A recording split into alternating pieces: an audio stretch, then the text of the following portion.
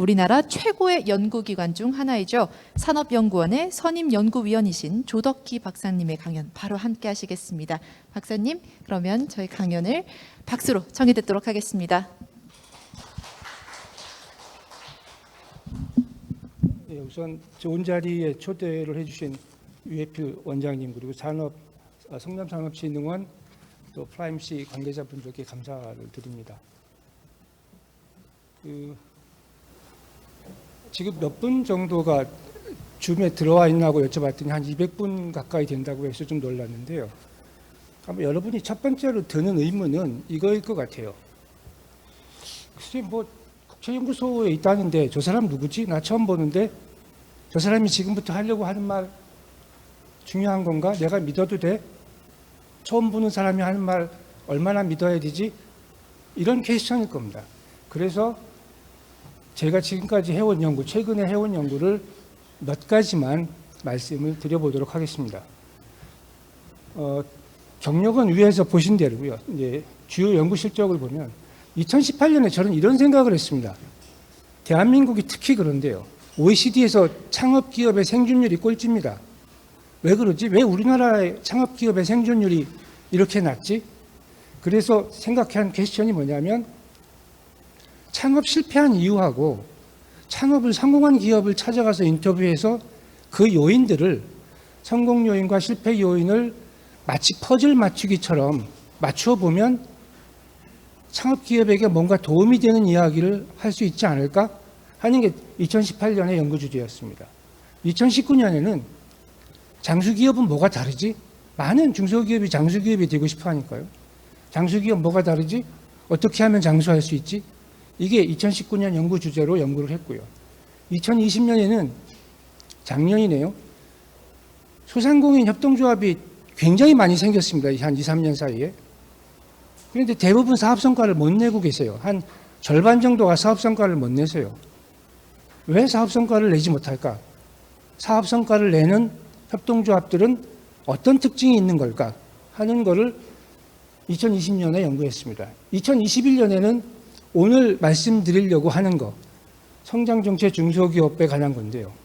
우리나라 제조중소기업의 많은 수가 성장정체라고 하는 늪에 빠져 있습니다. 또 늪에 빠져 있는 성장정체 중소기업들 중에 아주 극소수만이 그 늪에서 벗어나거든요. 그래서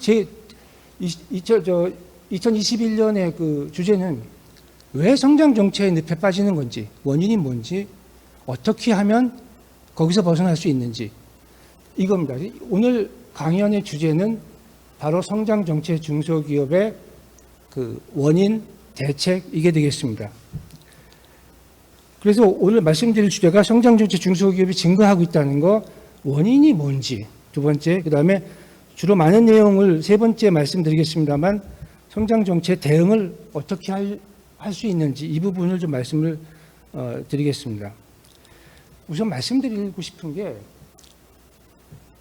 창업을 하고 나서도 10년, 20년 지났는데 성장을 못하는 기업들이 꽤 많이 있습니다. 또 기업 평가에 있어서 업력, 몇 년 됐냐라고 하는 업력은 기업의 경영 성과를 좌우하는 그렇게 중요한 변수가 아니다라는 말씀을 좀 드리고 싶고요. 이 그림 1은 우리나라 7,400개 중소기업의 업력하고 규모를 나타낸 겁니다. 보시다시피 빨간, 보이실지 모르겠는데 빨간 선으로 되어 있는 부분을 중심으로 분포된다면 업력이 높을수록 규모가 커진다는 걸 의미하는데 보시는 것처럼 그렇게 분포되어 있지를 않습니다. 그러니까 업력하고 규모가 별로 관련성이 아주 없지는 않은데 매우 낮습니다. 보면 좀 더 구체적으로 살펴보면 15년이 넘었는데 소기업에 머무르고 있는 기업이 한 30%쯤 되고요. 제조업 기준으로 그렇습니다. 제조 중소기업 기준으로 15년이 넘었는데 아직도 소기업으로 있는 게 한 30.9%, 15년 미만인데도 이미 중기업으로 성장한 기업이 한 3.2%, 이른바 이제 고성장 기업들이죠. 고성장 기업들이 그렇게 많고요. 나머지는 15년 미만이면서 소기업이 61%, 이런 정도의 분포입니다. 무슨 얘기냐면 업력이 오래됐음에도 불구하고 규모가 작은 기업들, 이게 굉장히 많다는 거죠. 또 뿐만 아니라 이 비중이 그 2009년부터 19년 사이에 10년인데요. 20년을 기준으로 했을 때는 9.6에서 16.3%까지, 또 15년을 기준으로 했을 때는 20.4%에서 붉은 선입니다. 30.9%까지 점점 더 늘어나고 있습니다. 그러니까 우리 사회가 고령화되는 것만이 문제가 아니고 어찌 보면 중소기업도 성장 정책 기업이 늘어나는, 조금 성장 활력이 떨어지는 기업이 점점 늘어나는 문제가 있다는 걸 말씀드릴 수 있고요. 그러면 중소기업의 성장 정책 기업이 늘어나는 걸 어떻게 볼 것인가, 어떻게 이걸 해석해야 되냐 하는 문제인데, 첫째는 이게 성장 정체되면 기업의 생존이 위협받을 수 있습니다. 흔히 아까 그 유해 원장님도 말씀하셨는데 기업 경영은 뭐 자전거 타기와 같다 이런 말씀들을 많이 하세요. 무슨 얘기냐면 성장이 멈추면 균형을 잡고 서기가 어렵다는 거죠. 또 성장이 멈춘 기업들을 대상으로 해서 기업이 어떤 돌연사의 발생 확률이 높아진다 이런 말씀들을 많이들 하시고요. 그래서 또 이 경제사회적으로 보면 성장이 정체된 기업은 아무튼 신규 고용을 창출하지 못하는 거니까 사회 경제적인 기여도 좀 줄어드는 그런 문제가 있습니다. 그래서 좀 문제가 심각한 건데요. 그러면 오늘 무슨 얘기를 해보고 싶으냐 하면, 첫째는 첫 번째 퀘스천은 얼마나 많은 중소기업이 성장 정책의 늪에 빠져 있는가, 그리고 그 중에서 몇 퍼센트가 성장 정책의 늪에서 탈출하게 되는가, 이 데이터를 좀 말씀드리고 싶고요. 두 번째, 도대체 왜 성장 정책의 늪에 빠지는 건가, 그 원인을 좀 말씀드리고 싶습니다. 세 번째 질문은 성장 정책 중소기업의 경영 특성이 뭔가, 시장의 특성이라든가 경쟁력이라든가 조직 문화가 뭐가 다른가, 일반 기업과 비교할 때요. 그거고, 성장 정책 기업 중에는 장수 기업도 일부 포함이 되어 있습니다. 그럼 성장 정책 기업 중에서 장수 기업은 뭐 좀 나은 점이 있는가? 다섯 번째가 어떻게 성장 정책에서 벗어날 수 있는가? 이 5가지 질문을 가지고 조금 말씀을 드려보겠습니다. 첫 번째 질문, 얼마나 많은 중소기업이 성장 정책에 빠져 있고 그중 몇 퍼센트가 성장 정책 늪에서 벗어나는가?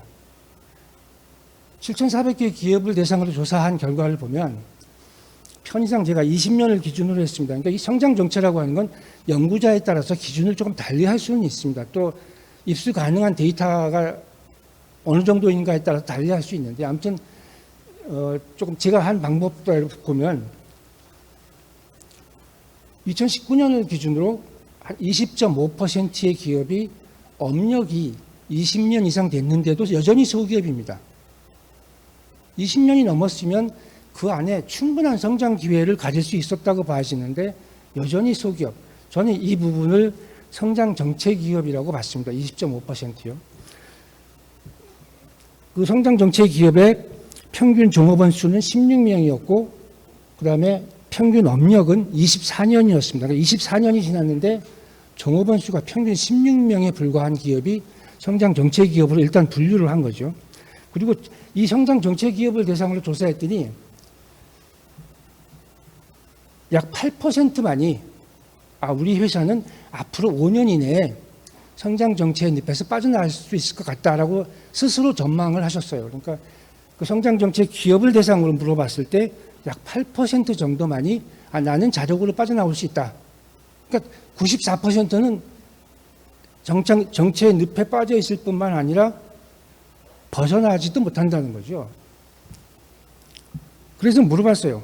왜 성장 정책의 늪에 빠져 있다고 생각을 하십니까? 그 원인이 뭐라고 보십니까? 라고 물어봤어요. 그랬더니 보시는 것처럼 시장 요인이 한 65.7%입니다. 시장 요인이라는 게 뭐냐면 과당 경쟁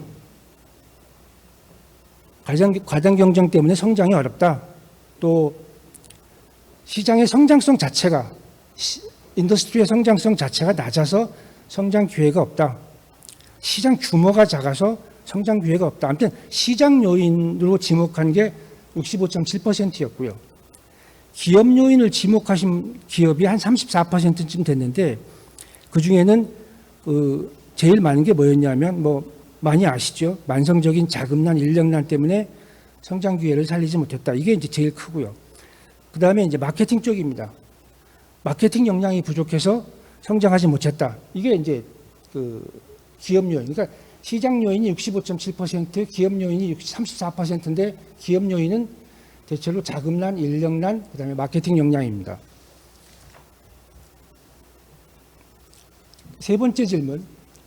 성장정책 중소기업의 경영 특성 뭔가 하는 건데 우선 주력 시장을 보면 성장정책 기업이 활동하고 있는 주력 시장은 되게 어떤 시장이냐면 과당 경쟁, 잘 보이실지 모르겠습니다만 3.4 과당 경쟁이 심하고 그거에 비해서 기술 혁신이라든가 수요 변화의 속도는 느린 쉽게 얘기해서 굉장히 다이나믹한 시장은 아닌데 많은 기업이 밀집해 있는 그런 시장입니다. 규모도 작고 수익성도 낮으면서 좀 이렇게 정체되어 있는 거죠. 시장 자체가.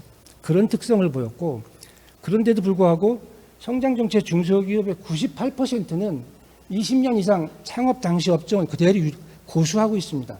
그러니까 이게 무슨 퀘스천이 여기서 나오냐면 시장이 좋지 않아서 성장 정체에 빠져 있다고 답변하신 게 65%인데 왜 창업 당시 업종을 그대로 고수하고 있는가? 우리나라의 많은 대기업들을 보면 다각화를 통해서 성장하고 있다라고 하는 게 너무나 자명하게 보이고 있는데 왜 중소기업은 별로 좋지도 않은 시장이라고 얘기하시면서 그 시장을 계속해서 20년 이상 고수하고 계신가? 이게 이제 퀘스천입니다.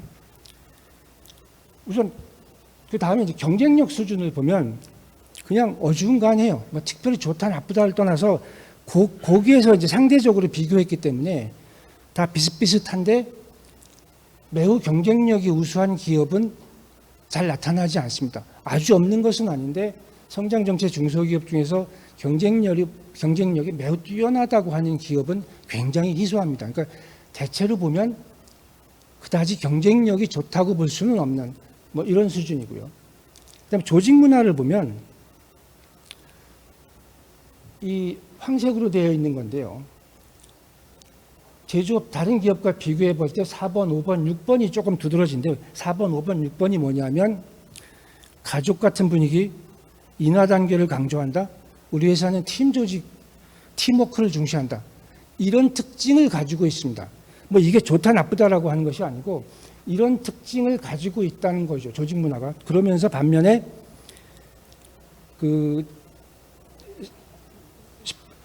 지금 기업 내 경쟁, 기업 내의 어떤 성과를 강조한다.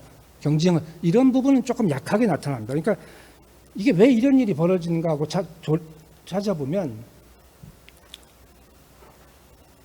20년 이상 기업이 되니까 그 직원분들 중에는 장기 근속하신 분들이 많아요.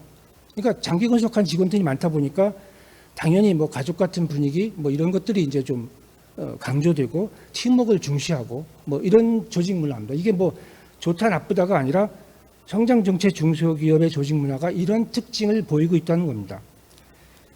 네 번째 질문. 성장정책 기업 어떤 차별성이 장수기업은 성장정책 기업 중에서 장수기업은 좀 다른가?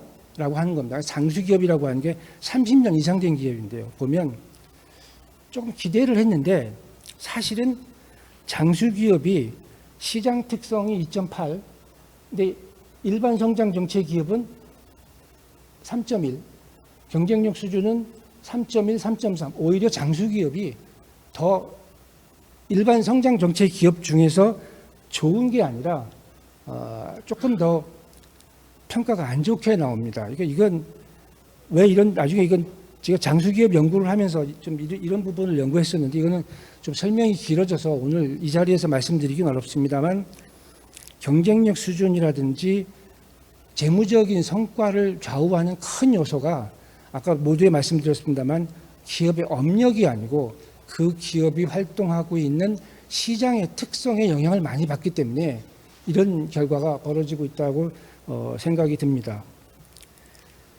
그리고 성장정책 기업을 대상으로 물어봤습니다. 어떻게 하실 건데요? 그래서 어떻게 하실 건데요? 물어봤더니 기존 시장에서 어떻게든 경쟁력을 강화해가는 전략을 한번 펴보겠다. 그게 뭔가? 뭐 원가 절감하고 생산성 향상하고 뭐 고비용 구조를 어떻게 개선해보겠다. 기술 혁신하고 신제품 개발하고 제품 차별화해서 아무튼 시장의 성장성 뭐 이런 게 좋지는 않은데 시장 자체가 레드오션이지만 거기에서 어떻게든 살아남아 보겠다라고 하는 게 대부분이고, 야, 나 이 시장 떠날래. 도저히 안 되겠어. 이미 뭐 과당 경쟁이고 성장도 없고 이 시장에서는 비전이 없어. 나 떠날래. 그래서 뭐 해외 시장을 개척한다든지 관련 시장이나 비관련 시장으로 진출하겠다라고 하는 기업은 거의 없는 거예요. 그러니까 시장이 안 좋아서 성장이 정체되고 있다고 생각하시면서 그 시장을 떠날 생각은 못하고 계신 거죠, 대부분이. 그래서 지금까지 내용을 좀 정리해 드리면 아주 작은 시장에서, 작은 연못 같은 시장에서 과당 경쟁이고 성장 기회를 못 잡고 성장의 늪에 빠져 있는 기업이 많다는 거고, 그럼에도 98% 기업은 그냥 창업 당시 업종을 고수한다는 거죠. 그분들이 보고 있다고. 우리나라 대기업 대부분이, 다는 아니지만 대부분이 다각화를 통해서 빠르게 성장하는 사례를 보고 있는데, 그런데도 자기는 그냥 레드오션에 계속 있겠다는 거죠. 그러면서 그냥 아까 보셨습니다만 기존 업종에서 어떻게 뭐 비용, 이렇게 생산성을 높이고 신제품을 개발해서 어떻게 살아남아 보겠다라고 하는 전략이고, 뭐 그렇습니다. 도대체 왜 중소기업이 사업 전환에 대해서 이렇게 소극적인 건가? 왜 좀 더 새로운 성장 동력을 찾아서 이렇게 좀 용기를 내지 않는 건가? 한번 그런 데 의심인 건데요. 근데 한번 이런 생각부터 해볼 수 있습니다. 사업 전환만이 유일할 건가? 유일한 답인가? 레드오션이긴 하지만 그 안에서 어떻게 경영 효율화를 하고 생산성 향상을 하고 뭐 신제품을 개발해서 경쟁력을 유지하고 성장할 수는 없는 건가? 이런 의문을 한번 가져볼 수 있습니다. 근데 이제 여기에 대해서 중기부나 중진공에서 나오는 여러 가지 이제 문건들을 보면 지원 제도에서 기존 업종만을 고집하는 방식은 통하지 않는다. 그러니까 새로운 업종으로의 사업 전환이 기업의 생존을 결정하는 중요한 열쇠가 된다. 이렇게 주장을 하고 계세요. 이게 정책의 기조입니다. 정책의 기조가 이렇게 잡혀 있는데, 그런데 여기에 대해서 반론은 있어요. 첫째, 가장 큰 반론이 뭐냐면 우리나라에서 많이 알고 있는 건데, 일본의 고다와리 경영이라고 해가지고 본업을 사수하는 겁니다. 창업 당시 업종을 뭐 100년, 200년 사수하면서 장수기업이 많다, 일본에. 그런 얘기 많이 들어보셨을 거예요. 일본에는 이런 100년, 200년 되는 창업 당시 업종을 고수하는 100년, 200년 되는 중소기업이 많다는데 왜 내가 사업 전환을 해야 되는가? 두 번째, 뭐 지금도 마찬가지입니다만 몇 년 전에 굉장히 유행했던 히든 챔피언스라고 하는 독일의 중견기업들 다 창업 당시 업종을 유지하고 있습니다. 이런 히든 챔피언들도 창업 당시 업종을 유지하면서 잘 성장하고 있는데 왜 사업 전환만이 답인가? 또 이런 말이 많이 있죠. 사양 기업이 있는 거지 사양 산업이라는 건 없다. 한때 우리가 사양 산업이라고 했던 산업들 지금 너무 잘 나가고 있지 않는가? 그러니까 이런 반론들이 가능해요. 이런 반론들이 가능하고, 또 하나는 현실적으로 제가 보면 맨 처음부터 사업 전환에 용기를 내는 기업은 별로 없습니다. 대체로 보면 경영 효율화를 추구하다가 잘 안 되니까 이제 사업 전환을 하는데, 하나 사례를 한번 들어볼게요. 그러니까 성장 정치 기업에 있으면서 경영 효율화라고 하는 방식으로 성장한 기업, 한번 비교를 한번 하기 위해서 말씀을 드리면, 그 아주 유명한 회사인데 일본의 기타보시라고 하는 연필 회사가 있습니다. 연필 시장에서 활동하는 것. 우리가 알다시피 연필 시장이라고 하는 건 굉장히 작은 시장이거든요. 일본 기타보시 연필 1951년에 창업했는데 지금 종업원수 28명입니다. 여전히 소기업이죠. 어떻게 지금까지 경쟁력을 유지해 왔는가? 창립 60주년 되는 해에 몇 해 전입니다. 어른의 연필이라고 하는, 보면 국내에서도 나와 있는데 우리 돈으로 한 8,000원쯤 하는, 어찌 보면 샤프 비슷하게 생겨 있는 연필 심이 들어있는 샤프인데 이걸로 해가지고 100만 개쯤 팔았습니다. 이걸로 살았어요. 여전히 연필에 주력하고 있습니다. 하지만 현재 종업원 수는 28명입니다. 우리나라의 동아연필, 연필로 시작을 했습니다. 1946년도에 창업했고요. 지금 종업원 수가 126명입니다. 어떻게 이렇게 컸는가? 연필로 시작을 했지만 샤프 볼펜을 생산하고 지금 196억 원의 매출 중에서 112억이 수출입니다. 그러니까 시장 개척으로 제품을 연필에서 샤프로, 샤프에서 볼펜으로 넘어가면서 수출을 한 거죠. 그래서 사실은 뭐 기타부시보다 성능이 성과가 훨씬 좋은 거죠. 지금 126명까지 키웠으니까요. 다만 뭐 최근에는 경영이 조금 어렵다는 얘기가 들리고 있습니다만 그렇고요. 또 여러분 잘 아시는 파버카스텔, 여기도 연필로 시작한 겁니다. 우리가 보고 있는 육각연필이라고 하는 걸 처음 만든 회사인데 전 세계적으로 지금 1761년도가 창업연도고 8,000명입니다. 종업원 수가. 그러니까 연필 가지고 8,000명까지 키워낸 거예요. 독일에만 1,000명이 있고 어떤 전략이었냐면 연필에서 시작했지만 샤프, 볼펜, 만년필 뭐 굉장히 고급, 잘 아시죠? 파버카스텔. 연필도 만들지만 고급 필기구는 다 만들죠. 세계 시장 1위입니다. 같은 연필로 시작했지만 누구는 아직도 28명으로 생존하고 있고 또 많은 기업은 물론 파산했을 가능성이 큰데 아무튼 일본의 기타부시는 28명으로 생존하고 있는 거고 우리 동아연필은 126명까지 성장했고 파버카스텔은 세계 1등이죠 지금. 8,000명까지 성장할 수 있었습니다. 그러니까 꼭 이걸 보면 꼭 사업 전환만이 정답은 아니다 이렇게 말씀드릴 수 있을 것 같고요. 또 하나는 여기서 중요한 게 뭐냐면 기타부시 연필도 그렇고 동아연필도 그렇고 파버카스텔도 그렇고 변화와 혁신은 모두 다 공통적으로 추구한 겁니다. 그러니까 어떤 분들이 변화와 혁신을 추구하는 기업은 살아남고 성장하고 변화와 혁신을 추구하지 않는 기업은 뭐 망한다 이렇게 생각하는데 그게 아니고 변화와 혁신은 누구라도 합니다. 어떤 기업이라도 하는데 기타부시도 했고 동아연필도 했고 파버카스텔도 똑같이 했는데 뭐가 다르냐 하면 성장 목표와 비전이 다른 것 같아요. 기타부시는 오직 연필에 기업 규모를 키우기보다는 난 연필에 집중하겠다라고 하는 사업 목표와 성장 목표였고 동아연필은 세계 시장을 향한 연필, 중저가형 필기구, 파버카스텔은 세계 1등의 그 필기구 메이커가 되겠다라고 하는 비전과 목표, 이게 달랐던 것 같아요. 변화와 혁신을 추구하는 것은 그건 어떻게 보면 좀 기본이다 이렇게 말씀드릴 수 있을 것 같고요. 그러면 지금 우리 성장정책 기업이 어디에 와 있냐 하면 보통 기업의 성장 7단계를 얘기할 때 창업하고 사업 확장하고 그다음에 경영 효율화, 조직 강화, 다각화, 통합, 제도약으로 나가는데 지금 성장정책기업은 어디에 있는 거냐면 조직 강화, 다각화 여기까지 온 게 아니고 창업을 하고 사업 확장 단계에서 머물러 있는 겁니다. 그러니까 소기업이에요. 16명, 뭐 50명 미만.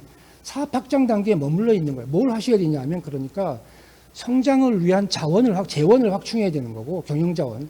두 번째는 경영 효율화, 조직 강화를 좀 하셔야 돼요. 지금 전근대적 경영을 머물러 있다든지 또는 조직 강화가 안 돼 있고 이렇다 할 조직 문화 정비가 돼 있지 않으면 사업 전환도 어렵고 다각화는 뭐 더더욱 어려운 거고요. 그러니까 지금 성장정책 기업의 위치가 어디쯤 있는가를 보면 창업을 하고 사업 확장 단계를 뛰어넘지 못했다. 이렇게 되면 아까 모두에 말씀드린 것처럼 기업의 서든데스 리스크가 굉장히 커지는 거죠. 돌연사할 위험성이 매우 높다. 이렇게 말씀드릴 수 있을 것 같습니다.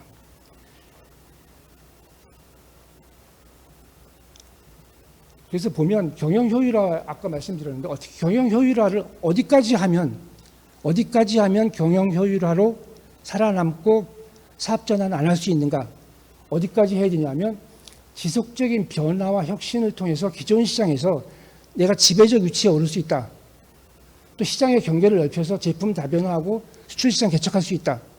여기까지 목표를 달성할 수 있으면 경영 효율화를 통해서 기존 시장에서 살아남을 수 있다고 저는 생각을 합니다. 다만 현재 시장이 성장이 정체되어 있는 시장이고 과당 경쟁 시장이기 때문에 경영 효율화는 10개의 기업이 다 성공할 수 없는 거고 그중에서 소수만이 성공할 수밖에 없어서 승자 독식이 불가피한 거죠. 모든 기업이 신제품을 낼 수는 없습니다. 그러니까 승자독식이 불가피한데 그러다 보면 다수의 기업은 사업 전환이 불가피하다. 반드시 사업 전환해야 된다는 거는 아니지만 과당 경쟁 시장에 있는 다수의 기업은 사업 전환이 불가피하다. 이런 말씀을 드릴 수 있을 것 같아요. 사례를 하나 들어보면 이 사업 전환에 대한 사례는 해당 기업의 인터뷰를 통해서 아주 내밀한 정보를 파악을 해야 되기 때문에 별로 사례가 보고된 바가 없습니다만 제일모직의 사례가 있습니다. 제일모직은 삼성의 제일모직이요. 54년에 직물로 시작해서 79년에 패션, 1989년에 화학으로 넘어왔고 96년에 전자재료까지 확장을 넓혔는데 지금 여기서 제가 말씀드린 건 패션에서 화학으로 넘어갈 때 사업 전환입니다. 어떻게 추진 일정이 나오냐면 79년, 80년대 초반에 이미 패션, 직물의 섬유 산업의 성장이 둔화가 되고 경상이익이 감소하고 위기가 왔습니다. 또 그때 정부도 중화학공업화를 한다고 해서 섬유 산업은 이게 사양 산업이다 이렇게 생각을 할 때예요.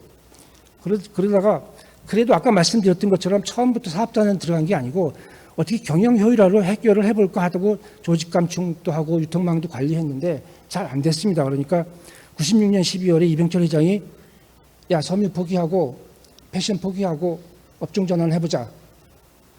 이병철 회장이 지시를 합니다. 그러니까 그게 86년 12월인데 87년에 신규 사업팀이 만들어지고 신규 사업팀에서 시장 조사하고 전략을 짰죠. 그때 87년 6월에 미쓰비시에서 기술 도입을 합니다. 그때 이제 화학으로 넘어가기로 했는데 화학으로. 그다음에 88년 10월 굉장히 숨가쁘게 갔는데 88년 10월에 여수 공장이 준공되고 90년에 신규 사업팀 아까 87년 초에 만들어졌던 신규 사업팀 사업전환팀이 이제 해체가 됩니다. 그러니까 여기까지 완성이 된 거고 2000년에 제일모직이 증권거래에서 소속 업종을 섬유에서 화학으로 바꿨습니다. 그러니까 여기까지 해서 패션에서 화학으로 사업전환이 넘어간 거죠. 성공했습니다. 그런데 여기까지가 논문이고 그러면 이 사업전환을 좀 이제 와서 평가를 한번 해보면 이거는 뭐 제 의견인데 평가를 해보면 패션 부분은 2013년에 에버랜드로 넘어갔습니다. 2014년에 나머지 부분 패션을 제외한 전자재료 부분은 삼성 SDI에 흡수 합병됐어요.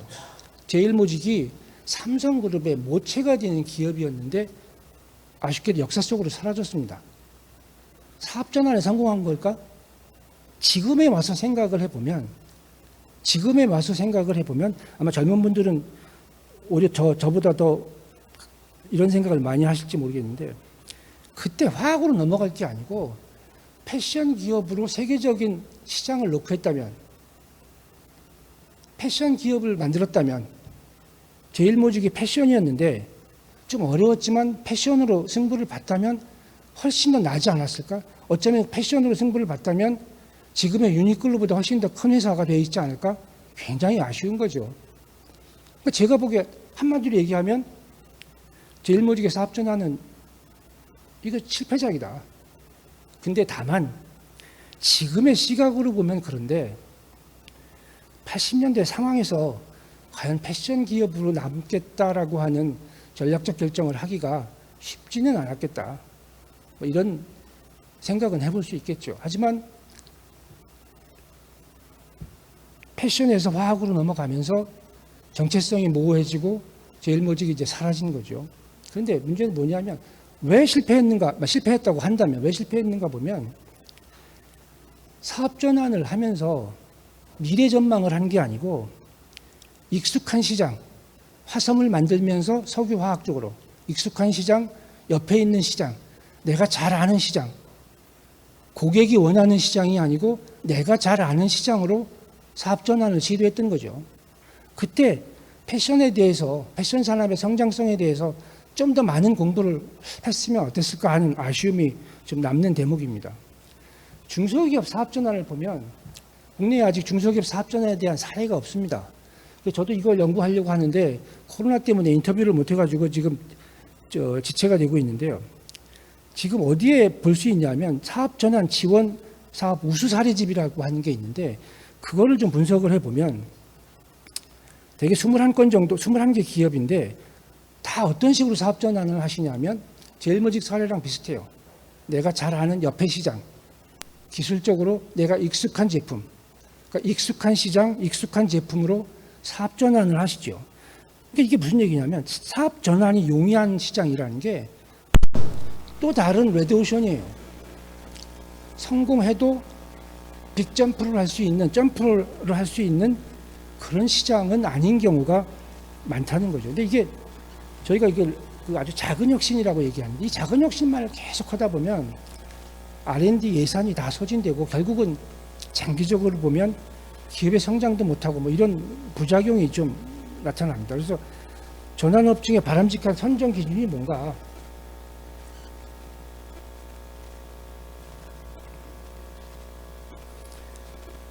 근데 보면 이런 말씀을 우선 드려야 될 것 같아요. 사업 전환이 얼마나 힘든 거냐 하면 뭐 국내 통계가 아니고 해외 통계입니다만 중소기업, 대기업 포함해서 신제품의 67%가 실패한다는 통계가 있거든요. 이 정도로 어렵습니다.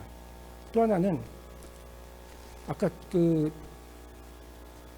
작은 혁신, 큰 혁신 말씀드렸는데 되게 기업이 하고 있는 R&D 한 85%에서 90%는 작은 혁신이고 한 10% 정도가 큰 혁신인데 기업의 성장을 추동하는 여력은 작은 혁신이 아니라 큰 혁신에서 나온다는 거죠. 무슨 얘기냐 하면 크게 성장하려면 어느 정도의 위험은 감수해야 한다는 거죠. 위험을 감수하지 않으면서 미래 성장 동력을 확보하기는 쉽지 않다 이런 겁니다. 그다음에 뭐 잘 아시겠습니다. 중소벤처기업 진흥공단에서 지금 사업전환 지원 사업을 하고 있는데 지금 한 100억까지 융자가 됩니다. 그러니까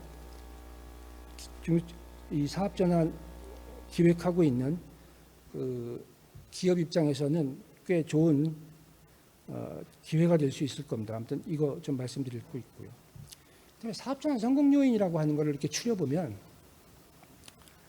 대체로 이런 것들입니다. 사업전환이 만들어지는 계기는 내부 요인보다는 외부의 위기에 의해서 촉발되더라라고 하는 거고, 그러니까 쉽게 얘기하면 외부의 위기에 대한 그 아주 민감한 모니터링이 좀 필요하다는 겁니다. 두 번째는 재무적으로 여유 자원이 있을 때, 기업에 캐시가 좀 있을 때는 자꾸 경영 효율화를 쳐다보게 된다는 거예요. 그러니까 사업 전환보다는 경영 효율화가 좀 더 용이하다고 생각하시는 것 같아요. 좀 여유가 있으면 자꾸 사업 전환보다는 경영 효율화를 생각하시는데 나중에 사업 전환의 성공을 위해서는 어느 정도의 재무적인 자원이 필요하다고 생각이 들기 때문에 조금 경영 효율화의 한계를 좀 느끼신다면 과감하게 사업 전환을 결심하는 것이 낫겠다는 거고요. 그다음에 최고 경영, 특히 중소기업의 경우는 그런데 최고 경영자의 결단과 비전이 굉장히 중요하다 하는 거고. 그다음에 사업 전환의 선정과 기술 획득으로 가고 이 경로 의존적이라는 말을 많이 하는데요. 그러니까 무슨 얘기냐면 유사 제품 인근 시장으로의 진출은 저위험이긴 하지만 저성장 시장일 수 있다. 그러니까 이게 익숙한 시장, 익숙한 제품으로 가는 게 굉장히 반드시 좋은 게 아니다라고 하는 거고요. 두 번째가 전담팀을 구성하는 게 좋다. 특히 중소기업 같은 경우에는 최고 경영자분께서 되게 모든 것을 다 하시려고 하는데 그러지 말고 작게라도 전담팀을 구성해서 시장 조사하고 전략 수립도 하고 필요하면 컨설팅도 받아서 사업 전환 전략을 수립하는 게 좋겠다는 거고요.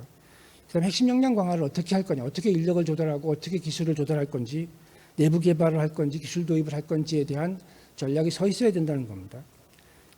마지막으로 이 모든 조직은 기업 조직도 마찬가지입니다만 관성이라고 하는 게 있고 조직 저항이 있습니다. 사업 전환을 하려고 하면 직원들이 반대하죠. 그러니까 최고 경영자가 이러한 조직적 저항을 좀 무마할 수 있는 접근을 해야 된다는 거고, 마지막으로 재무 자원이 굉장히 캐시가 굉장히 중요하다는 겁니다. 그러니까 너무 늦기 전에 너무 위기가 와서 재무 자원을 다 고갈시킨 다음에 사업 전환을 시도하면 전환 사업의 안정화를 기하기가 좀 어려우니까 쇠퇴기에 너무 늦다는 겁니다. 그러니까 좀 재무 자원의 여유가 있을 때 사업 전환을 시도하는 것이 성공 포인트가 될 수 있다, 이런 겁니다.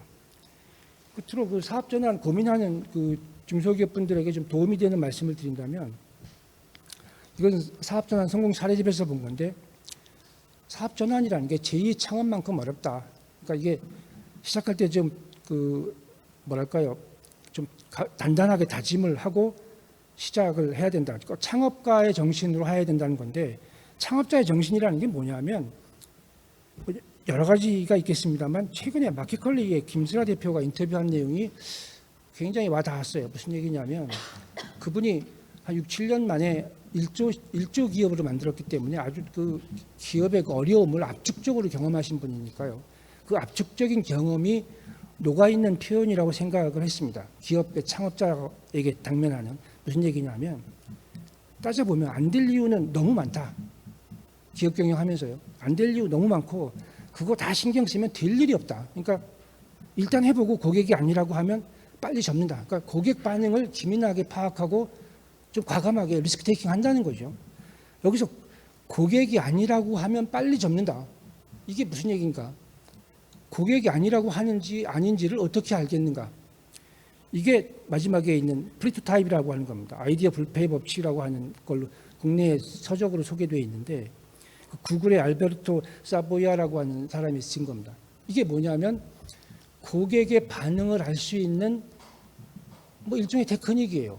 뭐 여기서 이 얘기를 길게 드릴 건 아니고, 뭐 인터넷에 한 10분만 검색해 보셔도 쉽게 아실 수 있는 거니까 그냥 들으시는 분들이 좀 찾아보시면 좋겠다.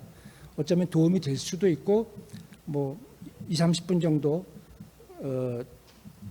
인터넷 검색을 해볼 만한 단어다라고 말씀드리고 싶습니다. 또 사양 기업은 있어도 아까 경영 효율화가 반드시 나쁜 것은 아니다라고 말씀드렸는데, 지금 우리나라 시몬느라고 하는 회사, 박은관 회장님이 최근에 한 얘기인데, 이 회사가 어떤 회사냐면 1980년도에 핸드백 창업해가지고 전 세계 명품 핸드백의 10%를 국내 시몬느에서 생산합니다. 여기서 디자인까지 다 하거든요. 그냥 뭐 단순히 주문받아 생산하는 게 아니고. 근데 이 양반이 늘 하는 말이에요. 자기가 핸드백 창업할 때 87년 당시에 제일모직이 패션 포기했을 때 아닙니까? 그때 자기가 이거 핸드백 하겠다고 했을 때, 아니 그런 사양 산업에 들어가서 뭐 어쩌려고 그래? 라고 그런 상황에서 창업을 하신 건데, 그분이 늘 하는 말이 사양 기업이 있지 사양 산업이라는 건 없다. 그러니까 이거는 이제 사업 전환보다는 경영 효율화를 염두에 둔 분들에게 제가 하는 얘기가 아니고 일종의 이제 많은 경험을 하신 분들이 하신 말씀인데, 좀 참고해 보셨으면 좋겠어요. 프리토타입은 인터넷에 한 10분 정도 구글링을 해보시면 아마 조금 도움이 되실지 모르겠습니다. 예, 여기까지 하고 뭐 질문을 조금 듣도록 하겠습니다. 네, 감사합니다. 그럼 지금부터 저희 조덕기 박사님과의 질의응답 시간 진행하도록 하겠습니다. 앞서와 마찬가지로 저희가 사전 신청을 받을 때 질문도 받아보았었는데요. 그중에 몇 가지만 추려서 지금 이 시간에 함께 다뤄보겠습니다. 네, 전통 산업을 하는 기업들이 디지털로 피보팅한 사례 중 성공 사례와 실패 사례, 그리고 피보팅 과정에서 공통적으로 유의해야 할 점은 무엇일까요? 라는 질문을 주셨습니다. 그래서 성공 사례, 실패 사례, 그리고 공통적으로 조심해야 될 부분들 알려주시면 좋을 것 같습니다. 저 이분 질문 듣고 이분이 나랑 비슷한 생각을 하셨구나 이런 생각이 좀 들었어요. 뭐냐면 디지털 전환이라는 얘기를 많이 하는데, 뭐 AI가 어떻고 빅데이터가 어떻고 크라우딩이 어떻고 요새는 메타버스까지 나오고, 그런데 기업 입장에서 보면 그걸 어떻게 우리 기업에 도입하는데, 그걸 도입하면 매출이 늘어? 수익이 좋아지나? 어떻게 하는 건데 사례를 좀 대봐. 찾아보면 없어요. 그냥 그 디지털 전환에 대한 뭐 인공지능이 어떻고 뭐 빅데이터 이런 화려한 말들만 있지 구체적으로 어떻게 하는 건지가 없는 거예요. 그러니까 관심이 갖고 계신 분들 중에 좀 답답하다 이런 생각을 하셨을 것 같아요. 저도 그랬습니다. 찾아봐도 없는데 비슷한 사례가 좀 있습니다. 어디를 보시면 되냐면 스마트 팩토리 지원단이라고 있습니다. 우리나라에 스마트 팩토리 지원단 홈페이지에 가시면 거기에 스마트 팩토리 구축의 우수 사례가 있는데, 그 우수 사례 기업 사례가 10몇 개가 거기에 기재가 등록이 되어 있습니다. 그런데 보시면 이런 거야? 이런 게 디지털 전환의 한 형태가 될 수 있는 거야? 이렇게 보실 수 있을 거예요. 그래서 한번 참조해 보시라고 말씀을 드리고, 그 사례 중에 질문하시는 분의 회사와 그 연관성이 좀 높은 사례가 있을 테니까 한번 참조해 보라고 말씀드리고 싶고요. 피보팅을 할 때 공통적으로 주의할 점이 뭐냐고 얘기하셨는데, 이건 제 얘기가 아니고 이 피보팅을 연구하는 학자들이 대체로 세 가지를 얘기합니다. 첫째는 너무 피보팅을 일상화한다. 피보팅이라는 게 아시겠습니다만 다리 한쪽을 농구해서 한쪽 다리를 고정하고 이렇게 몸을 전환하는 건데요. 무슨 문제가 있냐 하면 좋긴 한데 너무 피보팅을 일상화한다. 문제가 생기면 그 문제를 적극적으로 해결하려고 하는 노력보다는 안 되네? 그럼 피보팅 하지 뭐. 맨날 피보팅하고 있는 거죠. 이게 그래서 피보팅이 일상화되면 성공 확률이 좀 낮아지는 거 아니냐 이런 얘기를 많이 합니다. 이게 이제 미국의 마크 앤더슨이라고 하는 벤처 캐피탈리스트가 하는 말인데 그게 크고요. 두 번째, 패탈 시점을 잊어버리는 팻이라는 말을 하는데 FAT 무슨 얘기냐면 적정한 제품이 나타나면 과감하게 투자를 해야 되는데 그러지 않고 계속 피보팅을 하고 있는 거죠. 왔다 갔다 하고 있는 거죠. 계속. 그러니까 패스를 해야 되는데 패스하지 않고 여기 줄까 저기 줄까 망설이고 있는 거죠. 그래서 패탈 시점을 좀 놓친다. 그러니까 우리가 이런 말씀들을 하거든요. 어떤 사업을 하는데 50%의 성공 확률이 예상이 되면 하기 좀 어렵다. 90% 확신이 들 때까지 기다리면 너무 늦다. 한 60, 70% 정도 확신이 들면 뭐 과감하게 투자해야 한다. 뭐 이런 얘기들도 있는데 이 피보팅이 일상화되면 그걸 놓치는 겁니다. 또 마지막으로 세 번째 이제 그 피보팅에 대해서 유의해야 한다고 얘기하시는 분들이 뭐냐면 피보팅의 범위가 어디서부터 어디까지가 피보팅이냐. 뭐 이거 하다가 저거 하면 다 피보팅인가? 그건 아니거든요. 그래서 여기서 이 얘기를 자세히 드릴 수는 없지만 제가 검색해 보니까 나와 있더라고요. 뭐냐면 피보팅의 종류라고 하는 게 있습니다. 뭐 줌인, 줌아웃 뭐 이래서 몇 가지 유형이 있는데 관심이 있으시면 피보팅의 종류에 대해서 한번 찾아보시면 좋겠다고 생각을 합니다. 이상입니다. 네, 감사합니다. 기업들이 디지털 피보팅을 보다 원활하게 할 수 있는 그런 사례들을 또 공유해 주셨는데요. 바로 다음 질문으로 넘어가겠습니다. 중소기업들은 재택 업무가 원활하지 못하고 디지털 신기술 도입은 물론 원격 근무로 인해 발생할 수 있는 생산성 하락 등의 다양한 문제가 발생합니다. 이를 보완할 수 있는 방안 그리고 전략을 궁금합니다. 공유해 주시면 좋을 것 같습니다. 라는 질문 주셨는데요. 이 질문을 요약하면 코로나19로 인한 경영 환경 변화에 어떻게 대응할 건가라고 하는 큰 질문으로 축약할 수 있을 것 같고요.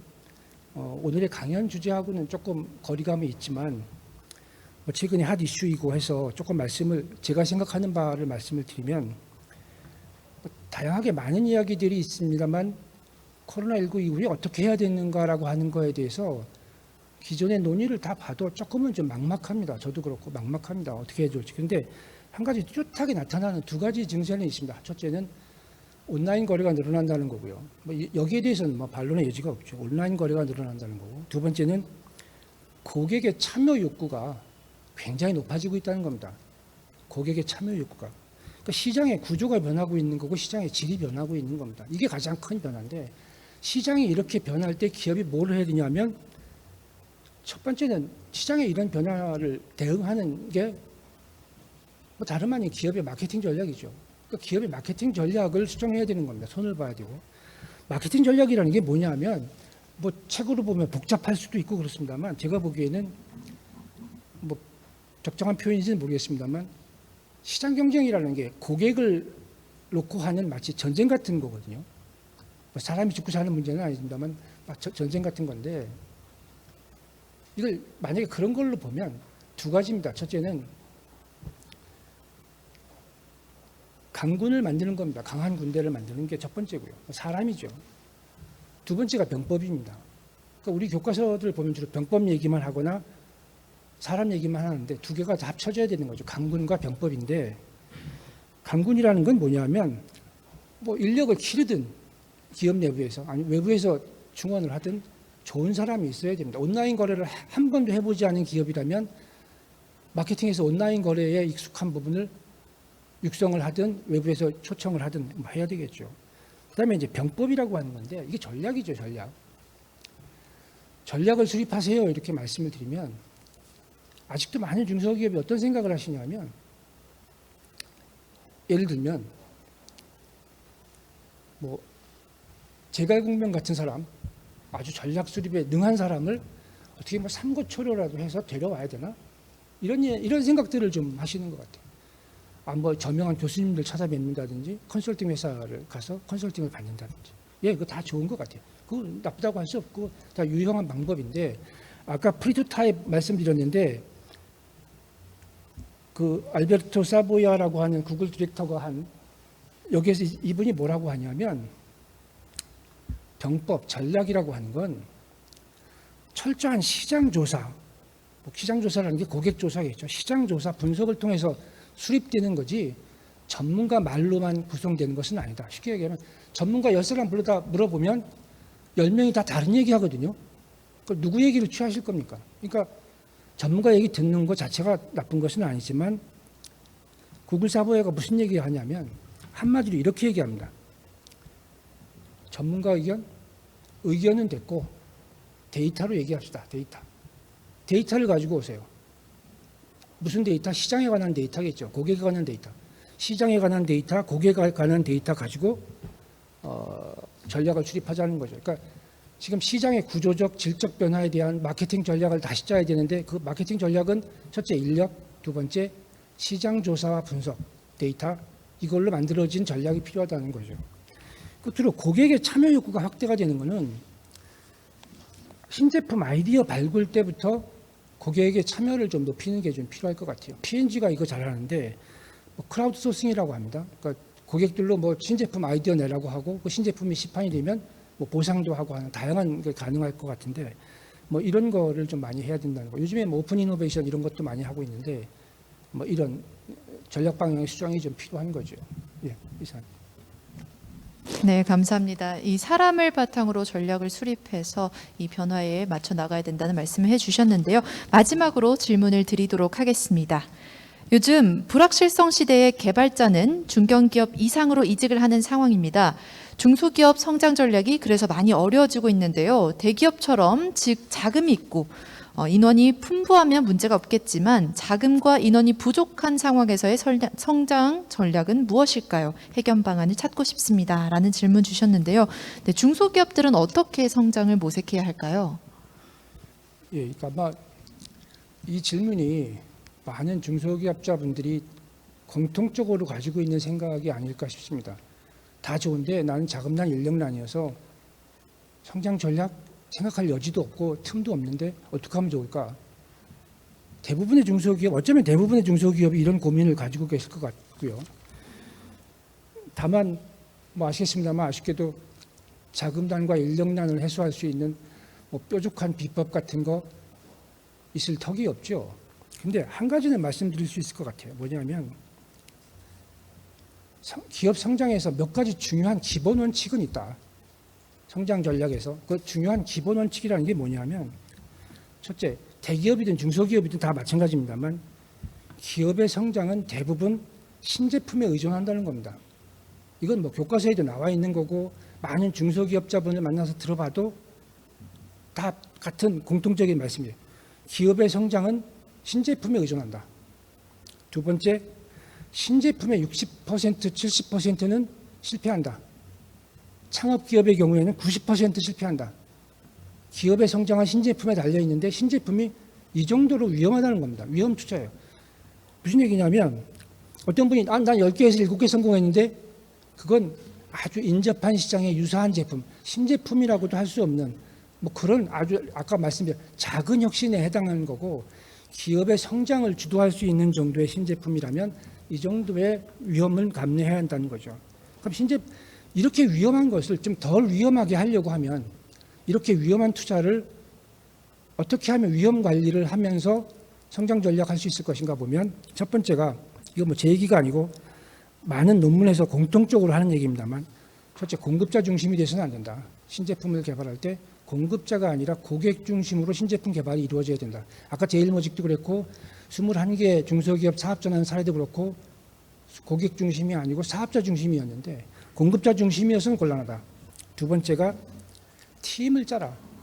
여기서 팀은 뭐냐면 기업 내의 생산, 마케팅, 재무, 디자인 각 팀에서 한두 명씩 들어오는 그런 팀을 말합니다. 무슨 얘기냐면 제가 직접 봤던 건데 중소기업의 경우에는 최고 경영자가 굉장히 역할이 큽니다.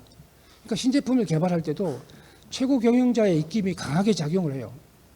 어느 회사에 갔더니 실제 뭐 회사 이름을 댈 수는 없습니다만 실제로 그랬는데 갔더니 개발팀까지 만드신 건 좋았는데 개발팀에서 시장의 고객 반응을 염두에 두고 고민을 하는 게 아니고 지난번 회의 때 사장님이 하신 말씀을 어떻게 여기에 반영해야 될지를 놓고 고민하는 거예요. 그러니까 시장을 고민하는 게 아니고 고객을 생각하는 게 아니고 개발팀이 사장님만 생각하더라고요.